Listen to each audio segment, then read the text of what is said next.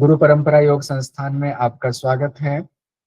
हम लोग पेपर 2 में कल हम लोगों ने रामायण अरण्य कांड पढ़ा, जो हमारे सिलेबस में था। उसके इम्पोर्टेंट पॉइंट्स हमने देखे। आज हम लोग महाभारत के बारे में जानेंगे, थोड़ा सा महाभारत का सामान्य परिचय और महाभारत का शांति पर्व, उसमें कुछ इम्पोर्टेंट चीजें हैं जिसको हम लोग निकाल करके पढ़ने वाले। सबसे पहले महाभारत, सब लोग जानते हैं महाभारत को। भारत के इतिहास की महान गाथा है, कौरव और पांडव की कहानी है उसमें। और इसी ग्रंथ से यानी महाभारत से ही भगवद गीता का पाठ है, भगवद गीता निकला हुआ है।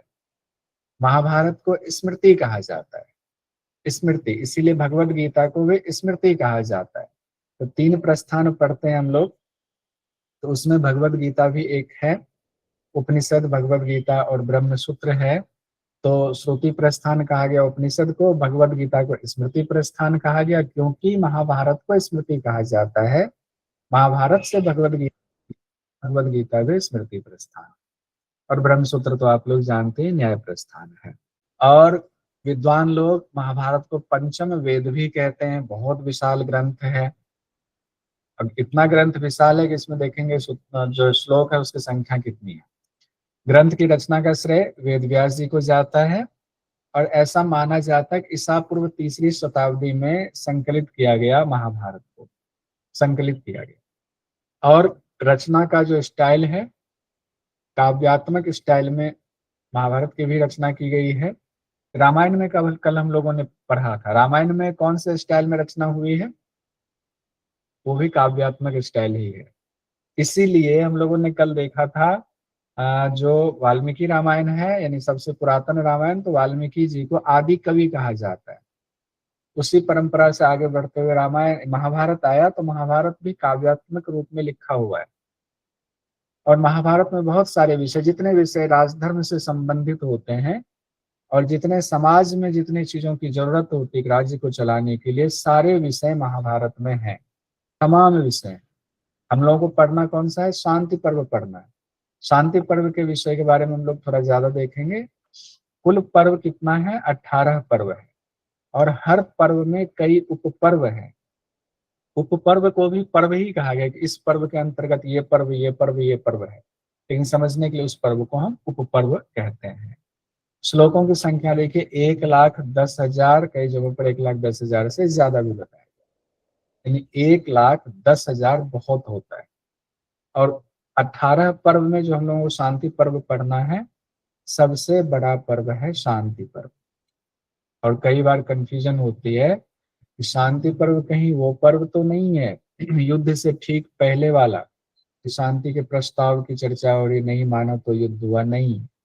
महाभारत के युद्ध के ठीक बाद का पर्व है शांति पर्व। ये ध्यान रखिए, कंफ्यूजन दूर कर दीजिए।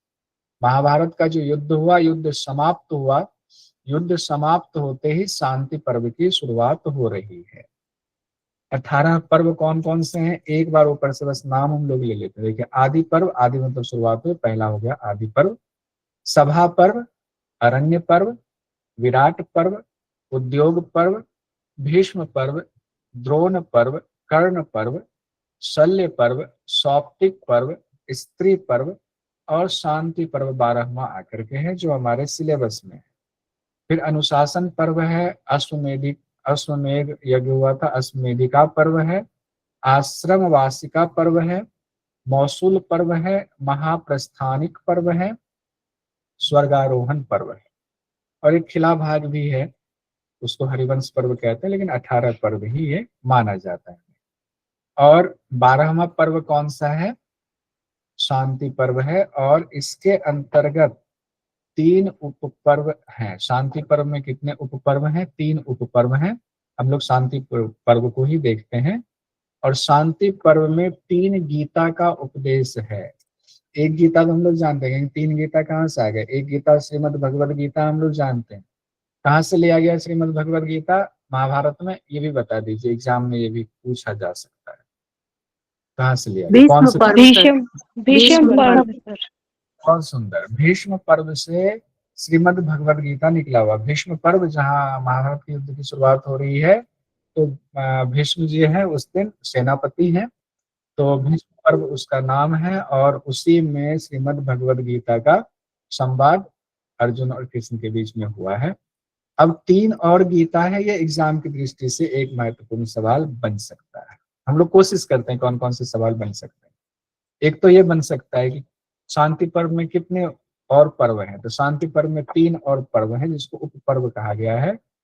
एक है राज धर्मानुशासन पर्व, एक है आप धर्म पर्व, एक है मोक्ष धर्म पर्व। राज धर्मानुशासन, आप धर्म और मोक्ष धर्म, तो 3 उप पर्व है। 3 गीता भी संबंधित है शांति पर्व से। एक है मंक गीता, दूसरा है पराशर गीता, तीसरा है हंस गीता।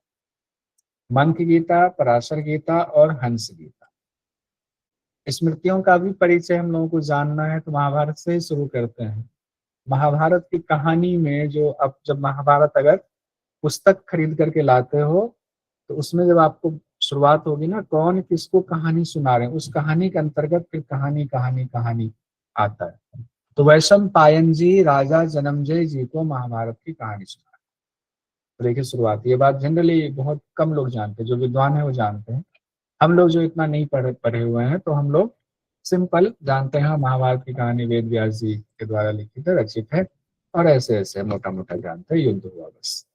लेकिन कहानी कौन किसको सुना रहे हैं वो चर्चा है। वैशम पायन जी राजा जन्मजय जी को सुना रहे। अब 2 शब्द है, 2 नाम है, वैशम पायन जी, जन्मजय जी। हमें ये जानना पड़ेगा वैशम पायन जी कौन थे, जन्मजय जी कौन थे। जन्मजय जी थे राजा परीक्षित के पुत्र, राजा परीक्षित के पुत्र थे जन्मजय जी।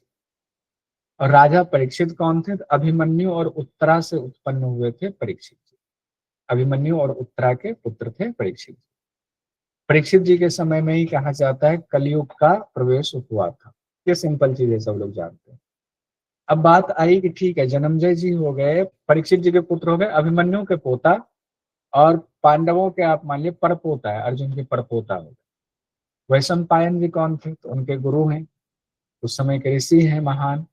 लेकिन वैशंपायन जी के बारे में इतना ही परिचय नहीं। वैशंपायन जी, याज्ञवल्क्य ऋषि का नाम आपने सुना हुआ है, याज्ञवल्क्य स्मृति भी हम लोगों को पढ़ना है, और बृहदारण्यक उपनिषद पढ़ा हुआ है। या शुक्ल यजुर्वेद आप लोग जानते हैं, शुक्ल यजुर्वेद के जो मंत्र हैं उनके दृष्टा ऋषि याज्ञवल्क्य ऋषि को मुख्य माना जाता है। याज्ञवल्क्य ऋषि वैशंपायन ऋषि के शिष्य थे, हम लोगों ने ये पढ़ा हुआ है। और वैशंपायन जी से इनका विवाद हो गया, विवाद के बाद वैशंपायन जी ने इनको अपने आश्रम से निकाल दिया। वहीं पर जो वैशंपायन जी ने कहा, जितने मंत्र तुमने अब हमसे सीखा सारा मंत्र हमें दो, वापस करो। इन्होंने सारा मंत्र वापस किया। उन्हीं मंत्रों को कहा गया है कृष्ण यजुर्वेद में, उसका संकलन है। और बाद में याज्ञवल्क्य जी ने भगवान सूर्य से ज्ञान प्राप्त किया, मंत्रों को साक्षात किया, उसको शुक्ल यजुर्वेद में रखा गया, यानी उनके मंत्रों को शुक्ल यजुर्वेद में कहा जाता, मोटा मोटा इतना। तो वैशंपायन जी याज्ञवल्क्य जी के गुरु थे, वेद व्यास के प्रमुख शिष्यों में थे, और कृष्ण यजुर्वेद के मंत्र दृष्टा ऋषि इनको कहा जाता है। इन्होंने ही जन्मजय जी को महाभारत की कथा सुना। जन्मजय जी कौन हुए, अर्जुन के पुत्र हुए अभिमन्यु, अभिमन्यु के पुत्र हुए परीक्षित जी, परीक्षित जी के पुत्र हुए जन्मजय जी। अब आते हैं शांति पर्व पर। आते हैं, कथा तो सुना रहे हैं महाभारत की, हमें पढ़ना है बहुत ज्यादा नहीं, शांति पर्व का हमें जानना है, लेकिन ये सारी चीजें हमें जाननी चाहिए। महाभारत का जब युद्ध समाप्त हो जाता है, तब शांति पर्व की शुरुआत होती है। युद्ध समाप्त होगा तो क्या होगा, सारे पांडव अपने शिविर में आएंगे। अब तो युद्ध हो गया हुआ है, अब वहां पर राज तिलक की तैयारी होगी। पहले तो जो लोग जिनकी मृत्यु हो गई है, जो लोग वीर गति को प्राप्त हुए हैं, उन सब का श्राद्ध वगैरह होगा, जो क्रियाकर्म होता है। फिर उसके बाद बाकी क्रियाएं, बाकी जो है राज कैसे चलाया जाए, वो सारी चीजें होंगी। लेकिन यहाँ एक अलग चीजें हो जाती है।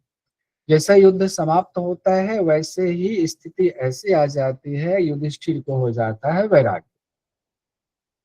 युधिष्ठिर को वैराग्य हो जाता है, और उस समय सारे देवतागण, सारे ऋषि मुनि, चूंकि ये ऐसा युद्ध था धर्म और अधर्म का युद्ध, कि सारे ऋषि मुनि लोग, अब युद्ध खत्म हो गया, चलते हैं, धर्म की जय हुई तो धर्म की जय हुई, तो वहां आ गए सब लोग आशीर्वाद देने। जब युधिष्ठिर राजा बनेंगे, युधिष्ठिर अब राज्य संभालेंगे, पूरे भारतवर्ष को एक करेंगे। लेकिन वहां जीत की खुशी की जगह मातम पसरा हुआ था।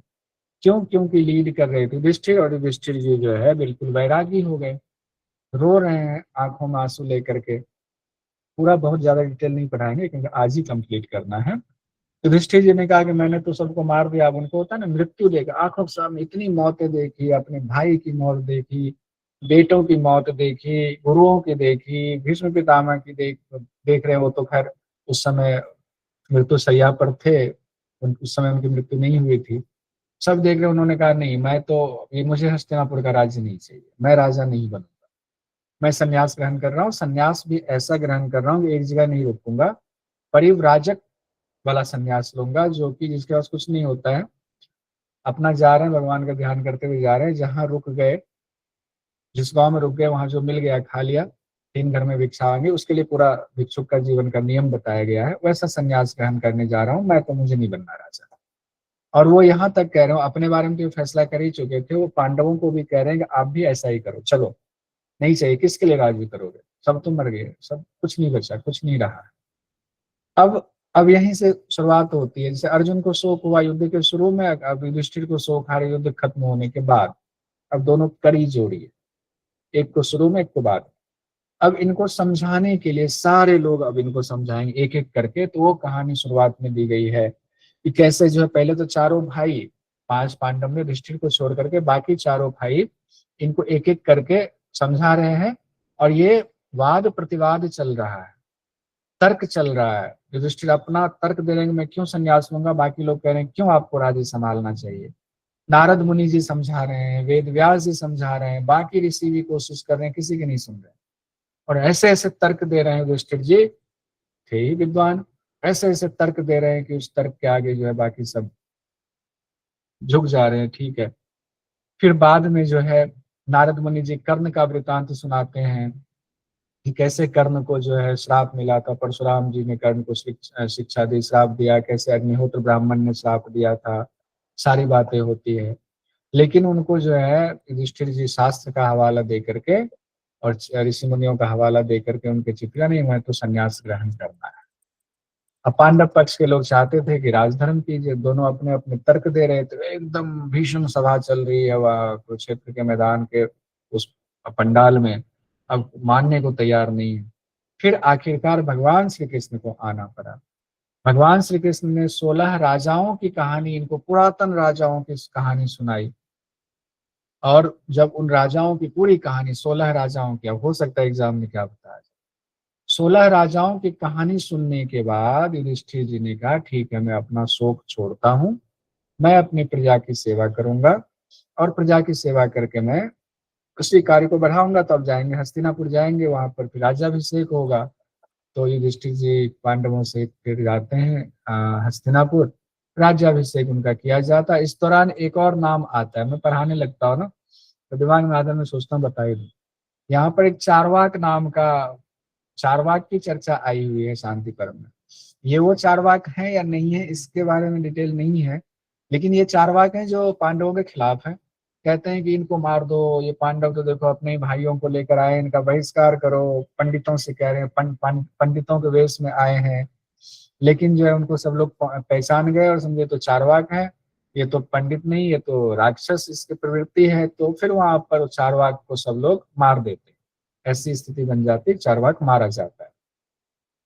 और जब इनका राज्याभिषेक हो जाता है युधिष्ठिर जी का, तो इनको जो है सबको, जिन जो भाइयों की जो जिम्मेदारी थी सबको उचित उचित पद दिया जाता है। फिर उसके बाद जो शूरवीर मारे गए, चाहे पक्ष के चाहे विपक्ष के, सबको, सबका श्राद्ध कर्म पूरा किया जाता है। जो ब्राह्मण लोग आए थे, जिन्होंने राज्याभिषेक कराया, उनको दान दिया जाता है, विदा किया जाता है।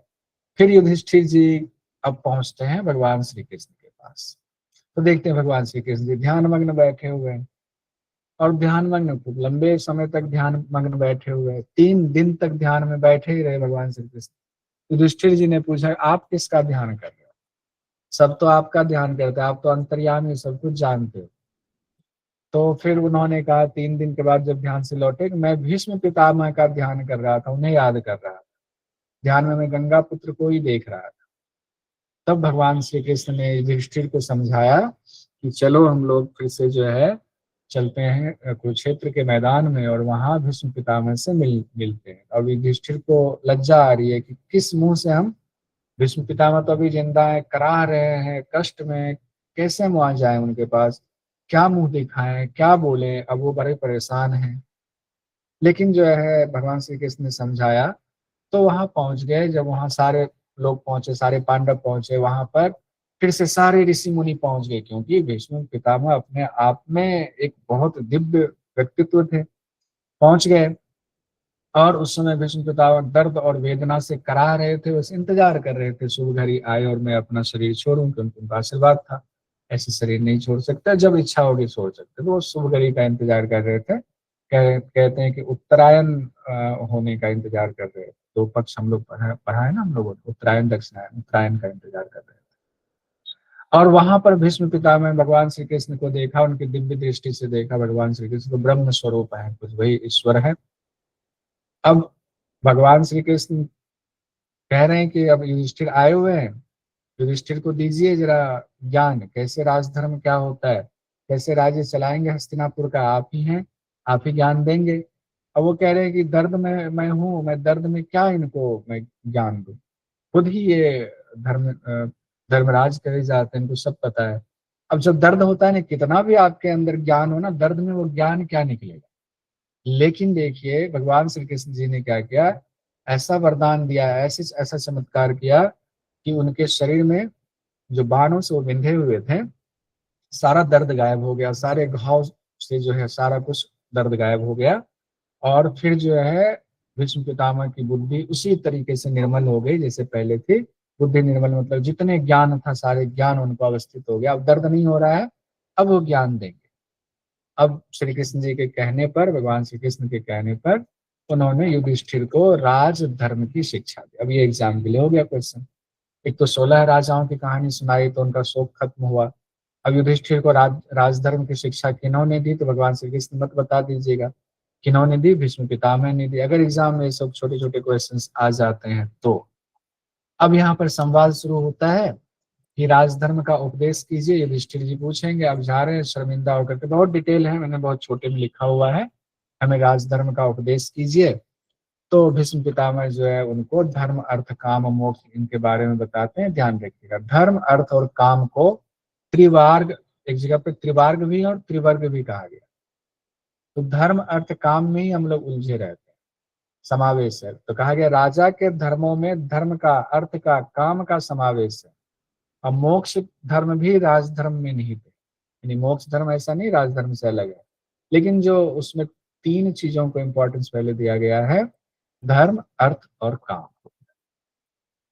अब कहा गया कि राजधर्म की जरूरत क्यों है एक राजा को, तो जैसे हाथी होता है, हाथी मतवाला होता है, तो उनको अंकुश की जरूरत होती है हाथी को कंट्रोल में रखने के लिए। अंकुश होता है लोहे का, सलाह का, उसमें एकदम चुभता है उसको, ऐसे हाथी को मारा जाता है, महावत मारता है तो हाथी कंट्रोल में आता है। वैसे ही राजधर्म को कहा गया राजधर्म अंकुश है, ताकि राजा को और राज्य को पूरा उसको मर्यादा में रखे, उसको अनुशासन में रखे, कि नियम में रखे। अब यहाँ धर्म का क्या अर्थ बताया गया, क्या है धर्म, एक राजा का क्या धर्म होगा। अब युधिष्ठिर जी कैसे शासन करेंगे, कहा देवताओं का विधि पूर्वक पूजन होना चाहिए तुम्हारे राज्य में, खुद भी करो बाकी लोग भी करेंगे, राजा करेगा तो बाकी लोग करेंगे। ब्राह्मणों का आदर सत्कार होना चाहिए। पुरुषार्थ बहुत जरूरी, पुरुषार्थ में लगे रहना चाहिए एक राजा को, पुरुषार्थ में। अब पुरुषार्थ में तो है धर्म अर्थ काम मोक्ष, पुरुषार्थ में लगे रहना चाहिए। कोई आरंभ किया हुआ कार्य पूरा ना हो, बाधा पड़ जाए तो दुख मत करना। अब ज्ञान दे रहे हैं, अब एक एक चीज इंपॉर्टेंट है।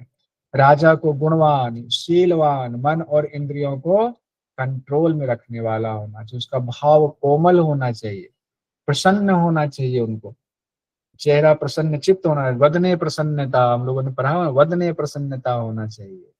ये कभी राजलक्ष्मी से भ्रष्ट नहीं होता है, राजलक्ष्मी से भ्रष्ट ना हो जाना।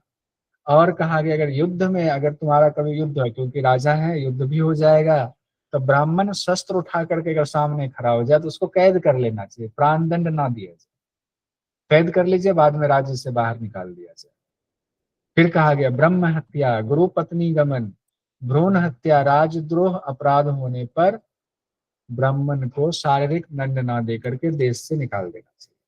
ब्राह्मण के लिए कहा गया है कि ब्राह्मण से अगर ब्रह्म हत्या हो जाए, गुरु पत्नी गमन हो जाए, भ्रूण हत्या हो जाए, राजद्रोह का अपराध हो जाए, तो उनको मत मारना, शारीरिक दंड दे करके, शारीरिक दंड मत देना, उसको देश से निकाल दो, ये कहा गया। हालांकि बाद में और ज्यादा दुष्टता दिखाने पर प्रावधान है, बहुत डिटेल है, तो ये इसीलिए इतना छोटा लिखा हुआ है। फिर कहा गया अपने और पराये कौन है। जो ये जगत है, जगत में सारी चीजें हैं, पहचान कैसे करोगे, तो चार प्रमाण की बात कही गई है, प्रत्यक्ष, अनुमान, उपमान और आगम के द्वारा अपने और परायों की पहचान करना। राजा को प्रजा के साथ गर्भिणी स्त्री की तरह व्यवहार करना चाहिए, यानी प्रेग्नेंट लेडी होती है उनका कितना ख्याल रखा जाता है परिवार में। कहते हैं एक राजा का धर्म है कि उसी तरीके से अपने राज्य के जो लोग हैं उनका ध्यान रखना चाहिए। और देखिए कितनी अच्छी अच्छी बातें बताई जा रही है। सेवकों के साथ अधिक हंसी मजाक नहीं करना चाहिए। सेवकों का तात्पर्य है उनका लेवल सोचने का उतना नहीं होता। अगर हंसी मजाक करोगे तुम अच्छा सोच करके, तो हो सकता है कि मुंह लगा सेवक का कभी अपमान कर दे 10 लोगों के सामने, तो मर्यादा भूल जाते हैं, तो उनसे हंसी मजाक नहीं करना चाहिए। राज्य के 7 अंग भी बताए गए। अब राज्य के 7 अंग, यहां से क्वेश्चन हो सकता है, हाँ, राज्य के 7 अंग कौन कौन से बताए गए। देखिए राजा हो गया, मंत्री है, मित्र है। कॉमन अगर आप देखेंगे तो ये समझ में आ जाएगा, राजा, मंत्री, मित्र। खजाना होना चाहिए, देश होगा तभी तो राजा है। दुर्ग होना चाहिए, दुर्ग मतलब चारों तरफ से एकदम घिरा हुआ होना चाहिए, और उसकी सेना होना चाहिए दुर्ग की रक्षा के लिए। राजा हो, मंत्री हो, मित्र हो, खजाना हो, देश हो, दुर्ग हो और सेना हो। इन 7 अंगों से युक्त राज्य के विपरीत आचरण करे, वह गुरु हो या मित्र हो, उसे मार डालना चाहिए। एक चीज ये भी कही, जो 7 चीज है इसके विपरीत आचरण करना किसी को बख्शना नहीं है। गुरु हो या मित्र हो उसको छोड़ना नहीं है, उसको मार डालना है, ये बात है। लेकिन डायरेक्ट नहीं हो सकता, इसके बहुत सारे टर्म्स कंडीशंस होंगे। तो इसे समझा नहीं। हाँ, राजधर्म उस समय का संविधान यही था। अब भीष्म पितामह कहते हैं, इसीलिए तो मनु स्मृति भी तो ऐसे ही, अकबर की स्मृति भी ऐसे ही, हम लोग देखेंगे उसको। राजनीति के 6 गुण बताए गए, संधि, विग्रह, यान, आसन, द्वैधिमाय और समाश्रय। राजनीति के 6 गुण बताए। संधि भी करनी है, विग्रह करनी, किसी से विग्रह कैसे करनी वो भी, यान करना है, आसन है, द्वैधिमाय है और समाश्रय है। उसके बाद कहा गया संधि, संधि को देख लेते हैं। अर्थ संधि, सम्मान संधि, भय संधि, 3 तरीके की संधि होती है। आजकल डोनाल्ड ट्रंप कर रहे हैं इसमें से, वो संधि करना चाहते हैं भारत के साथ। वो चाहते हैं कि कॉन्ट्रैक्ट हो जाए पैसों का, मतलब क्या, खरीद बिक्री वाला। लेकिन उसके साथ साथ वो भय संधि का भी इस्तेमाल कर रहे हैं। वो सम्मान नहीं कर रहे हैं, वो चाहते हैं भारत को इतना जलील किया जाए कि ये डर के मारे उनसे संधि करे, लेकिन भारत झुकने वाला नहीं। तो अर्थ संधि, सम्मान संधि, भय संधि होता है। अर्थ के विषय में कहा गया, राजा हमेशा अपना जो खजाना है उसको भरा पूरा रखने की कोशिश करे, खजाना खाली नहीं होना चाहिए। राजा का को न्याय करने में यमराज के समान होना चाहिए। यमराज किसी के साथ गलत नहीं करते हैं, बिल्कुल सही न्याय देते हैं। और धन को जुटाने में कुबेर के समान होना चाहिए। आपके राज्य में कोई प्रजा है जिनके भरण पोषण का प्रबंध नहीं है, तो उनका पोषण का प्रबंध आपकी जिम्मेदारी है। भरण पोषण जिनका चल रहा है उनकी देखभाल की जिम्मेदारी आपकी है, ठीक से चल रहा है कि नहीं चल रहा है। साधु है, उसके पास धन है, तो ऐसा ना साधुओं का धन छीन ले, ऐसा नहीं करना है, राजधर्म नहीं है। और असाधु पुरुष जो है वो कुछ गलती करता है तो उसको दंड के रूप में धन लेना चाहिए, आर्थिक दंड लगा दीजिए उसको, खजाना भी भर जाएगा, उसका मन भी ठंडा हो जाएगा। उसके बाद कहा गया 6 प्रकार के व्यक्तियों का त्याग कर देना चाहिए। देखिए किसका किसका त्याग कर कहना है, कोई बुरा मत मान जाइएगा। उपदेश न देने वाले आचार्य का, ऐसे आचार्य हो, गुरु हो जो आपको उपदेश नहीं दे रहे हैं, इनका त्याग कर देना। ये सब क्वेश्चन में हो सकता है, जो कॉमन चीजें हैं। वेद मंत्रों का उच्चारण ना करने वाले जो पंडित जी होते हैं, ऋत्विज होते हैं, उनका, इनका त्याग कर दीजिए, नमस्कार कर लीजिए, जाइए आप। वेद मंत्र आपको नहीं, आप पूजा क्या कराएंगे, नमस्कार। रक्षा न कर सकने वाले राजा का त्याग कर देना चाहिए।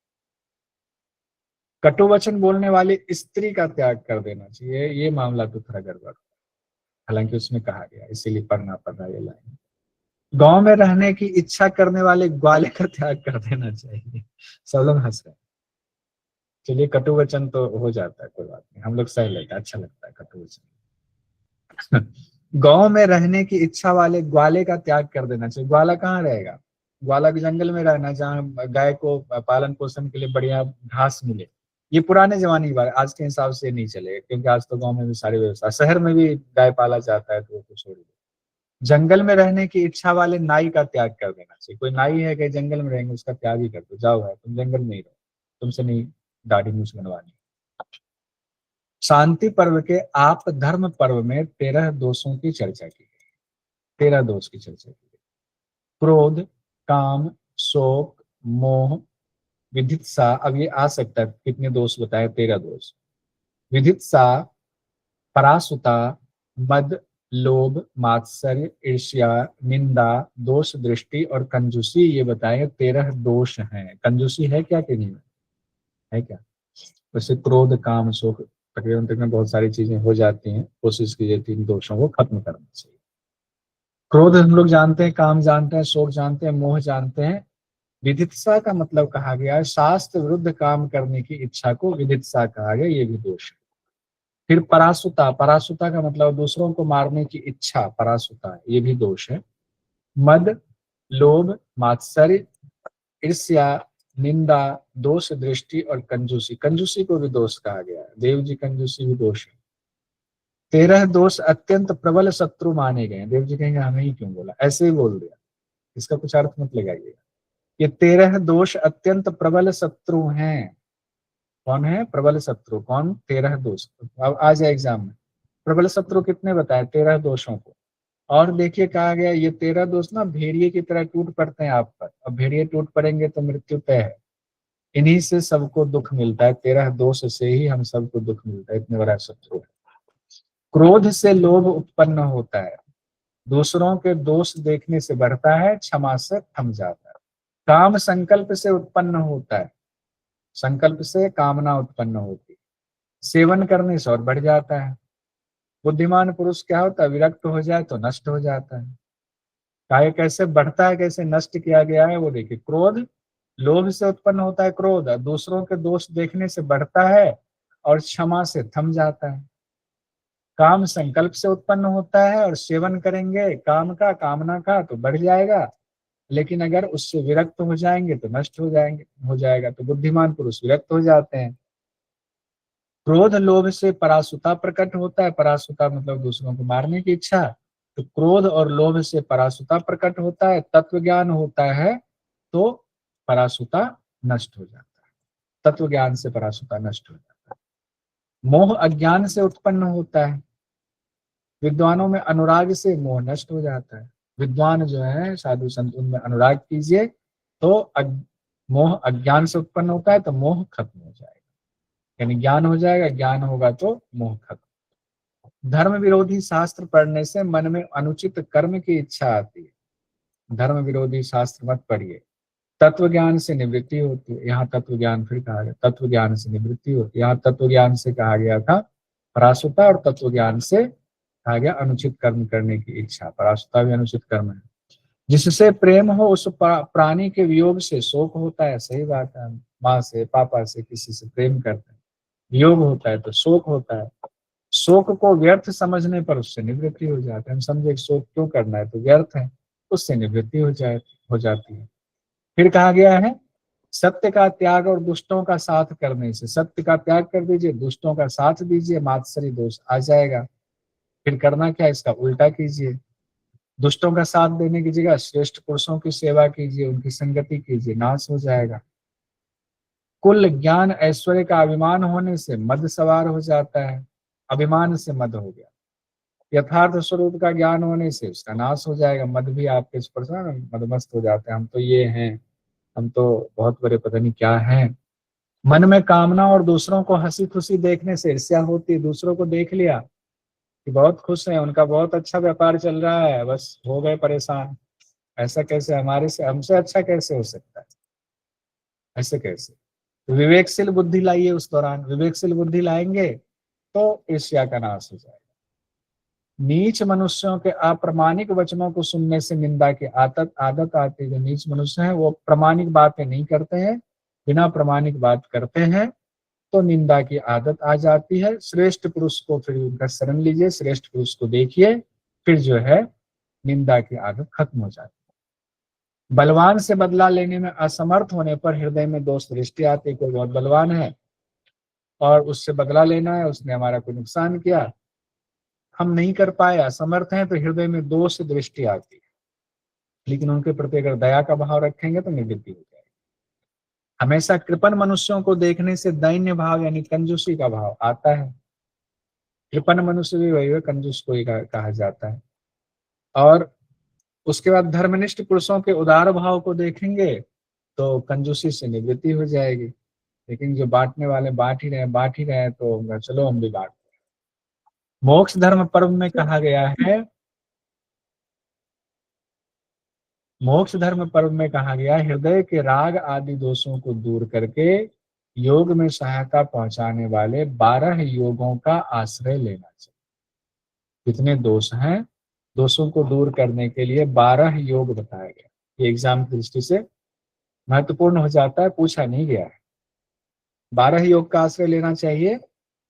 फिर कहा गया फिर ध्यान योग का अभ्यास करना चाहिए। कौन सा योग? ध्यान योग का। अब देखिए ये कहानी कौन किसको बता रहे हैं? युधिष्ठिर जी को बताया जा रहा है। कौन बता रहे हैं? भीष्म पितामह बता रहे हैं। अब 12 जो योग है उसमें क्या क्या नाम है ये जरूर देख लीजिएगा, 2-4 बार पढ़ लीजिएगा, बोल लीजिएगा, 2 बार लिख लीजिएगा तो एटलीस्ट दिमाग में छप तो जाएगा, वहां पर छोड़ के नहीं आएगा। कहा गया देश, कर्म, अनुराग, अर्थ, उपाय, अपाय, निश्चय, चक्षुष, आहार, संहार, मन और दर्शन 12 योग है। अब देश क्या है? एकांत और पवित्र स्थान को चुना ही देश योग कहा गया। सब में योग लगा, देश योग, कर्म योग, अनुराग योग, अर्थ योग, उपाय योग, अपाय योग, निश्चय योग, चक्षुष योग, आहार योग, संहार योग, मन योग और दर्शन योग। उसके बाद ध्यान योग पर जाना। तो देश योग हुआ एकांत और पवित्र स्थान जहाँ योग करेंगे उसको चुनना ही देश योग है। कर्म योग क्या हो गया? उपयुक्त कर्म कीजिए, उचित समय तक सोना जागना, उसमें सब कुछ शामिल हो जाएगा, नित्य नैमित्तिक काम में सब हो जाएगा, कर्मयोग हो गया। और उसमें अनासक्त रहना है। अनुराग योग क्या हुआ? परमात्मा में तीव्र अनुराग होना। अनुराग किस में होना चाहिए? रुपयों पैसों में नहीं, अनुराग परमात्मा में होना चाहिए। 12 योग की चर्चा हो रही है, परमात्मा में तीव्र अनुराग होना चाहिए। अर्थ योग क्या है? पैसे की तो जरूरत है तो आवश्यक सामग्री ही रखना अर्थ योग है।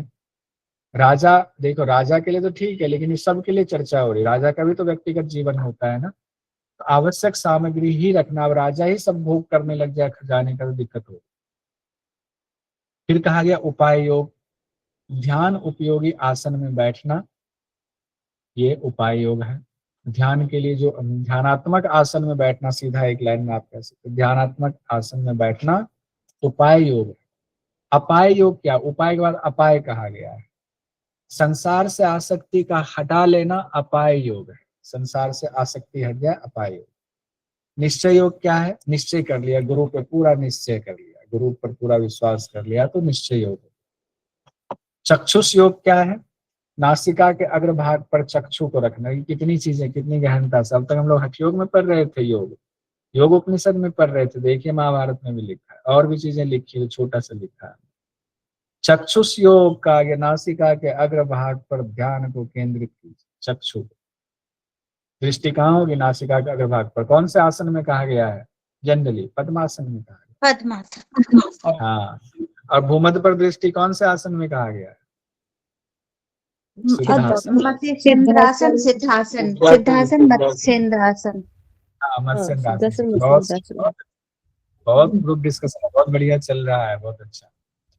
चक्षुष योग के बाद आते हैं आहार योग पर। आहार योग में कहते हैं सात्विक भोजन कीजिए। सात्विक भोजन ही करते हैं ना, और सात्विक भोजन का मतलब ये नहीं है खूब तेल मसालेदार भोजन। हम तो घर पे ही बना के खा रहे। बहुत लोगों को पूछोगे ना अच्छा भोजन है, नहीं घर पे ही खा रहे हैं।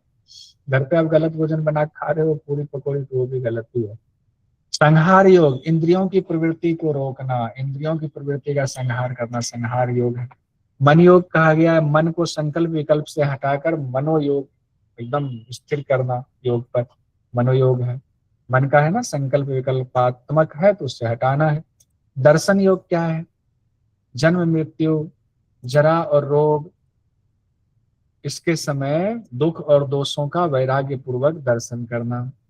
जरा मृत्यु, जन्म मृत्यु जरा रोग, ये जो है दुख और दोष ही है। ये भी हमारा जीवन चक्र है, दुख है, इसमें भी दोष है, इसमें भी दुख और दोषों का दर्शन कीजिए और वैराग्य इससे धीरे धीरे आपको आएगा। तो वैराग्य पूर्वक दर्शन कीजिए। इनके अवलंबन से ही ध्यान योग सिद्ध होता है। किसकी सिद्धि के उपाय हैं ये? ध्यान योग। क्वेश्चन ऐसे भी आ सकता है, ध्यान योग की सिद्धि के कितने उपाय बताए गए? 12 उपाय। कितने योग की चर्चा है दोषों को हटाने के लिए? 12 योग की चर्चा है। हो गया यहाँ तक एग्जाम की दृष्टि से महत्वपूर्ण, अभी तक पूछा नहीं गया है। मोक्ष धर्म पर्व में और दो बातें हैं। मानसिक दुख को बुद्धि और विचार द्वारा, शारीरिक दुख को कहा गया औषधियों द्वारा दूर। बहुत सिंपल है। मानसिक दुख दूर कैसे करेंगे? अरे बुद्धि लगाओ, विचार करो, जो दुख कर रहे हो बेकार है, तो बुद्धि विचार द्वारा हुआ। शरीर में हुआ, तकलीफ हो रही, गैस बन गया, तो औषधि लीजिए, ठीक हो जाएंगे। ये बात कही गई है। जो दुख सारे देश पर है उसके लिए किसी एक को शोक नहीं करना चाहिए, दुख के निवारण का प्रयत्न करना चाहिए सबको मिलकर। तो राजा करेंगे, राजा के साथ आप खड़े रहे। ऑपरेशन सिंदूर हुआ तो दुख, जैसे ऑपरेशन सिंदूर से पहले जो पहलगाम हमला हुआ दुख था, सबको शोक नहीं करना है, एक नहीं, मिलजुल करके हम सब उसका करेंगे। कोई एक नहीं, एक आदमी कर रहे हैं दूसरा नहीं कर रहे हैं, सब मिलजुल करके राजा के साथ हैं, बस राजा का समर्थन दे दीजिए, राजा फैसला करेंगे, ऑपरेशन सिंदूर करेंगे। जो मनुष्य सुख और दुख दोनों को छोड़ देता है वह अक्षय ब्रह्म को प्राप्त करता है। आ सकता है अक्षय ब्रह्म को कौन प्राप्त करता है? जो सुख दुख दोनों को छोड़ देता है, सुख भी दुख के समान है। अब कहा गया कि विद्यमान परमात्मा को कैसे प्राप्त करेंगे? जो परमात्मा है आपके अंदर हृदय में, तो समस्त इंद्रियों को रोक देंगे, मन संकल्प मात्र से मन को हटाएंगे और संकल्प करेंगे उस परमात्मा के प्रति, हृदय में उनको देखें, यानी चित्त को एकाग्र कर, समस्त इंद्रियों को उनके बाहर, जहां बाहर जा रही इंद्रियां विषयों में, उनको रोकेंगे, संकल्प लेंगे उस पर ब्रह्म को देखने का, उस पर ब्रह्म के साक्षात्कार करने का। मन में सारी इंद्रियों को स्थिर करेंगे, मन को हृदय में स्थिर करेंगे और वहां विद्यमान परमात्मा को प्राप्त करेंगे। सारी इंद्रियों का लय मन में, मन को हृदय में विद्यमान परमात्मा के दर्शन। प्राणी क्या होता है? पुरुष, प्रकृति, बुद्धि, 5 विषय, 10 इंद्रियां, अहंकार, मन और 5 महाभूत। इन 25 तत्वों का समूह ही प्राणी है।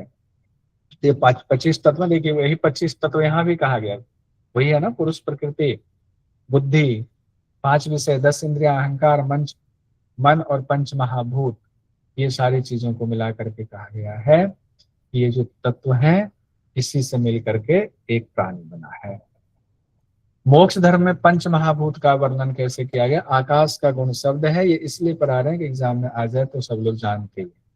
वायु का गुण स्पर्श है, अग्नि का गुण रूप है, जल का रसना जिह्वा ये गुण है, पृथ्वी का गंध गुण कहा गया।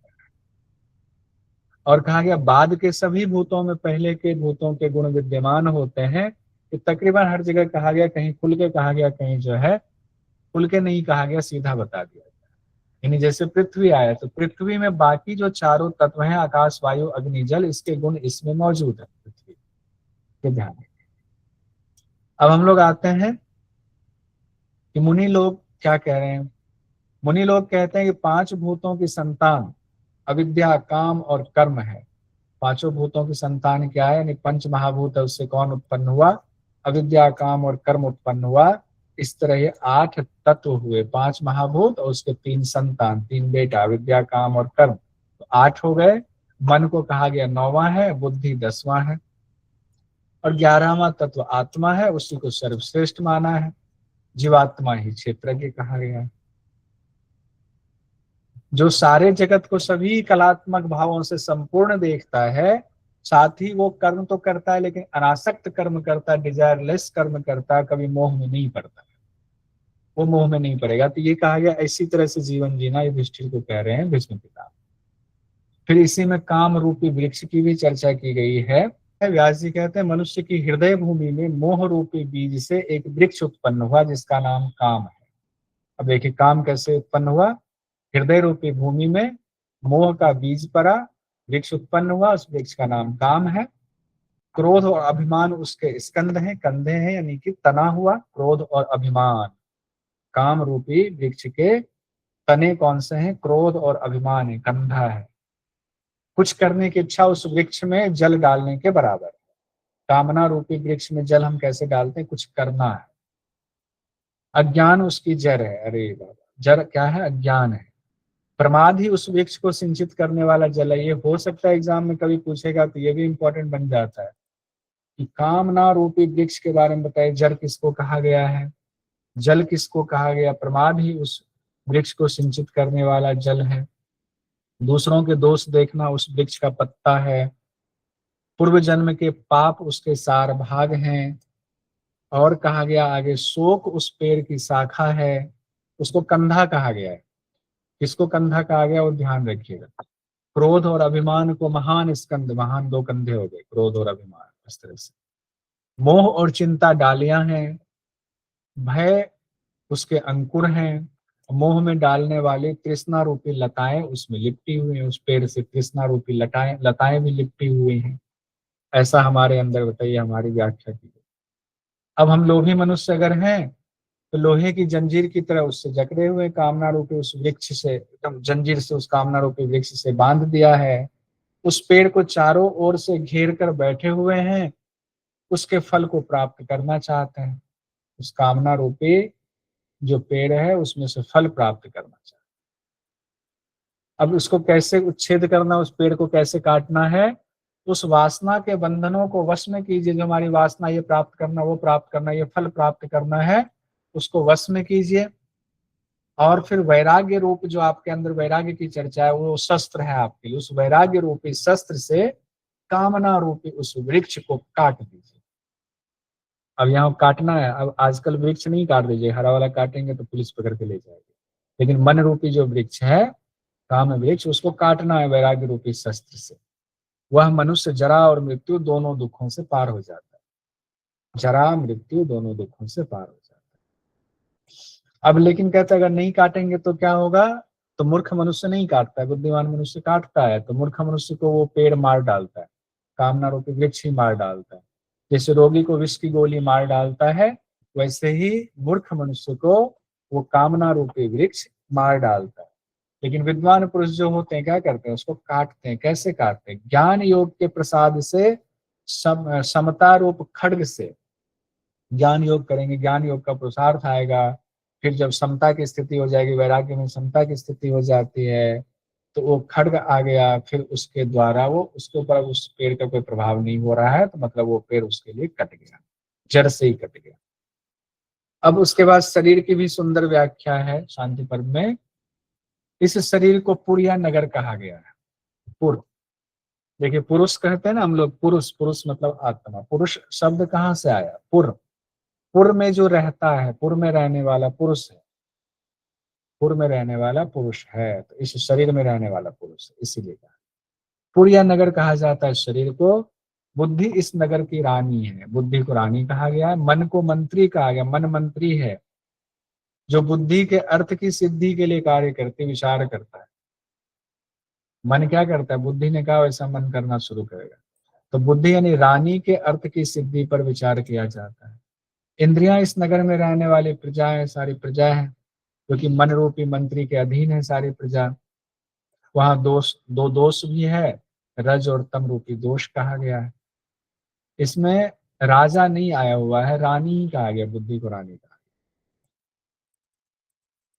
तुम्हारी बुद्धि, बुद्धि चूंकि जो है ना वो है ना स्त्रीलिंग है, इसलिए रानी कहा गया, इसलिए राजा से उसकी तुलना नहीं की गई, इसको भी किसी और संदर्भ में नहीं। फिर धर्म के लक्षण कहा गया है। धर्म के क्या लक्षण हैं, फिर सदाचार, स्मृति और वेद, ये धर्म के लक्षण हैं। तीन लक्षण, धर्म के तीन लक्षण सदाचार, स्मृति और वेद हैं। और कई विद्वान अर्थ को भी धर्म का चौथा लक्षण मानते हैं। ये कौन कह रहे हैं, ये भीष्म पितामह कह रहे हैं युधिष्ठिर जी से।